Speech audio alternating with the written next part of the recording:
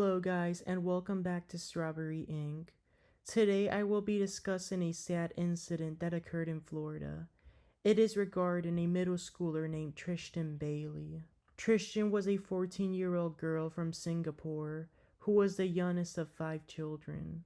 During her early childhood, she and her family moved to Florida. In 7th grade, she attended Patriots Oaks Academy and was in the school's cheerleading team. On the night of May 8, 2021, a 15-year-old boy from her school named Aiden Fucci asked his friend Dafis Apsher for Tristyn's phone number. At dawn the next day, Aiden called Tristyn and asked to meet up in their neighborhood.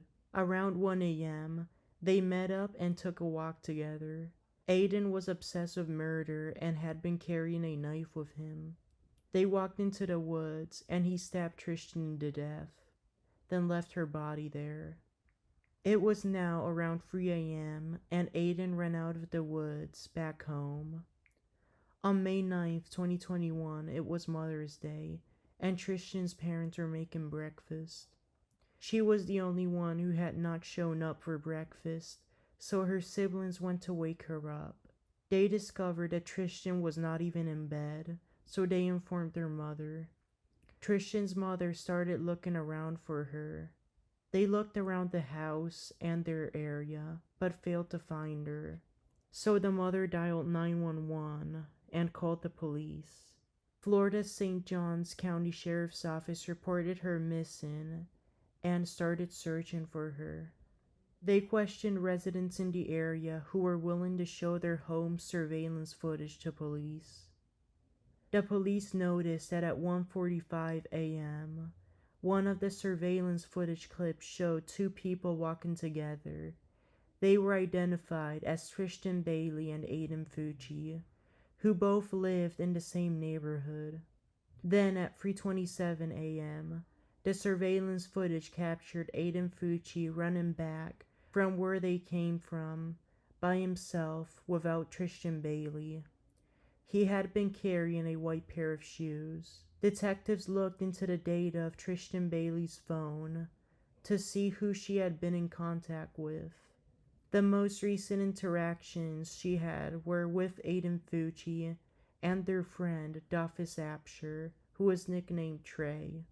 The school Tristyn attended confirmed that these 2 people whom she had contact with were her classmates. The police went to their homes and brought them to the St. Johns County Sheriff's Office station to interrogate them. Detectives Robert Maloney and Liam Stack interviewed them separately. Dafis Apsher told them that Aiden and Tristyn had hung out at their house around 1 a.m., then left together. Aiden Fucci confirmed being at his house and leaving with Tristyn around 1:10 a.m. He first claimed that they walked together until she turned to a different street to go home, and then he walked around the area until getting home at 3:30 a.m.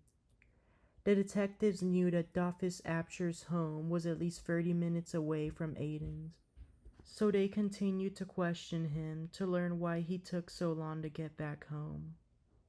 Aiden changed his story, saying that him and Tristyn got into an argument because she had attempted to touch his penis, and that he pushed her away, which caused her to fall and hit her head. The detectives would continue investigating the disappearance of Tristyn Bailey. They let both Dafis Apsher and Aiden Fucci go for the time being. As they were driven back home by detectives, Aiden Fucci took pictures and videos on Snapchat. In one of the pictures he wrote, "Hey guys, has anybody seen Tristyn lately?" And in one of the videos, he claimed that they were having fun in a cop car. Later that day, at 6 p.m., a resident of the neighborhood was taking a walk in the woods and discovered Tristyn's body. This resident immediately called the police. The body was taken to the St. Johns County Medical Examiner's office, and an autopsy was conducted. At 8 p.m. that night, the body was confirmed to be Tristyn's, which is usually done through DNA testing or medical records. Her death was ruled a homicide by stabbing. She had been stabbed 114 times. 49 of those stab wounds were believed to have been caused due to her defending herself. On her left ankle, the word karma was written, and on her right ankle, a smiley face had been drawn. However, it was never known who wrote this on her body. The area became a crime scene and detectives searched a pond near the woods. A buck knife was found. It was damaged and the tip was missing. There was a piece of metal found in Tristyn's skull. It was then determined that the piece of metal was the tip of this knife that was damaged and found at the pond.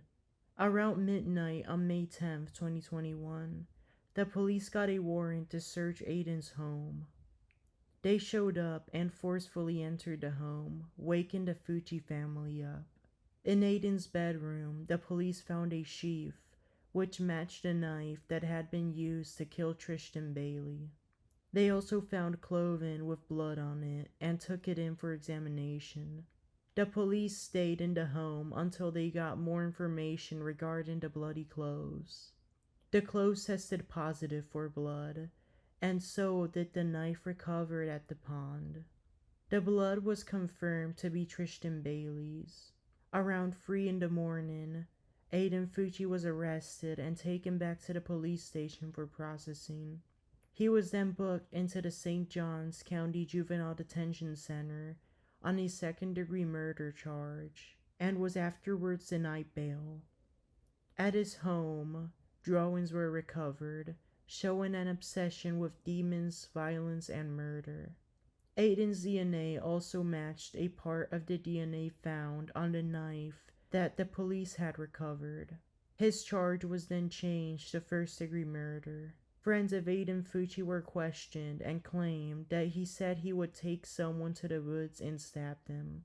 One of them even claimed that Aiden would take his knife out and pretend to stab her at times. She also claimed that he would say that he was hearing voices in his head when he was angry. The state prosecutor in the case, R.J. Lareza, chose to have Aiden be tried as an adult. After this decision was made, Aiden was transferred to the Duval County Jail. He was detained here because this is usually where teenagers are held if they are charged as adults. Once all these changes in the case were made, prosecutor Jennifer Denton was next to take on the case. Aiden pleaded not guilty to the murder charge and was ordered to be held in jail without bond. Investigators found that a bloody pair of jeans that they collected had been partially washed with laundry detergent. They looked at surveillance footage from inside the Fucci family's home and found that his mother, Crystal Smith, had been the one who washed this pair of jeans. She was arrested on June 4th and surrendered to officers as they approached her home. After being processed in the police station where Aiden was interrogated, she was booked into the St. Johns County Jail and spent the night there. Crystal was released the next day on a $25,000 bail. She was charged with evidence tampering and pleaded not guilty. Tristyn Bailey's body was cremated and her funeral was held at the Celebration Church in Jacksonville, Florida, on May 19th, 2021. Aiden Fucci was represented by defense attorney Rosemary Peoples. His trial was delayed at once in 2022 to give the defense more time to prepare. The defense tried to delay the trial a second time, but this request was denied. On the first day of jury selection in February 2023, Aiden Fucci reached a plea deal. This deal would help him possibly avoid spending the rest of his life in prison if he got convicted. Florida State Judge Lee Smith accepted the deal and allowed Aiden to change his plea. Aiden pleaded guilty to his murder charge, and all of the potential jurors were sent home. Judge Lee Smith asked the attorneys to call witnesses to court on the sentencing day, just so it would be easier for him to decide on a life sentence. The following month, the sentencing phase of Aiden Fucci started. All witnesses that were supposed to testify in his trial were called to the stand during the sentencing, which lasted for several days. On Friday, March 24th, 2023, Aiden Fucci was sentenced to life in prison without the possibility of parole. Due to him taking a plea deal, he has the right to have his sentencing revised after serving at least 25 years of it. Later that day, he was placed in the Suwannee Correctional Institution, a state prison in Live Oak, Florida. That is where he remains while he serves his sentence.